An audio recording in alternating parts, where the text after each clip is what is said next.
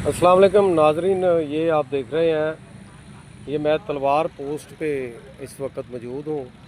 और आज अल्हम्दुलिल्लाह हमने सलाह मुतासरीन की माली इमदाद के लिए मुखय्यर हजरात और NGOs की मदद से भी और ख़ुद भी आ, जितना भी हो सका है वो मैं बता नहीं सकता कितनी माली सपोर्ट की है।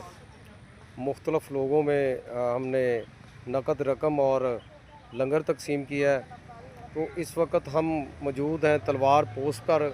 और ये आज से 3 दिन पहले यहाँ पे ये जो खेत नज़र आ रहे हैं इसमें पानी पानी चल रहा था और यहाँ पर 13 फुट गेज चल रही थी पानी की इस खेतों में, क्योंकि ये तलवार पोस्ट की गेज अलहदा होती है। यहाँ पे गेज बताई जाती है, ये पुल के पास ना ये गेज बनी हुई है। इधर इधर वो बताते हैं कि कितने फुट पानी हो चुका है। और इससे पार दरियाए सतलुज मेन जो पेट है वो चलता है। तो यहाँ पे दरियाए सतलुज की जो सतह थी वो 25 फुट से वापस आ के इस वक्त जो है 19.70 फुट पे चल रही है। और जो पानी का अखराज है वो तकरीबन 95,000 क्यूसेक जो है वो चल रहा है।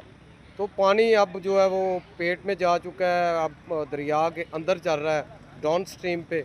और अप स्ट्रीम पे कहीं कहीं पे रास्ते जो हैं अभी भी कटे हुए हैं, जिनमें कुजियाँ वाला गांव है और मुख्तलिफ देहात जो हैं जैसे मस्ते की है, गटी कलंजर है।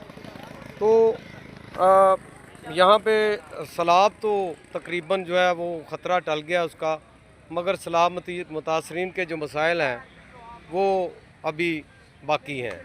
सलामती मुतासरीन जिनके घर भी पानी में बह गए और उनके फसलें जो हैं वो तबाह हो गई, वो उनका अजाला करना अभी बाकी है, जिसमें फलाही इदारे भी काम कर रहे हैं। ये पेस टू लाइफ की गाड़ी मेरे पास देख रहे हैं आप, इसमें वकास साहब बैठे हुए हैं जो लोगों की मदद के लिए निकले हुए हैं।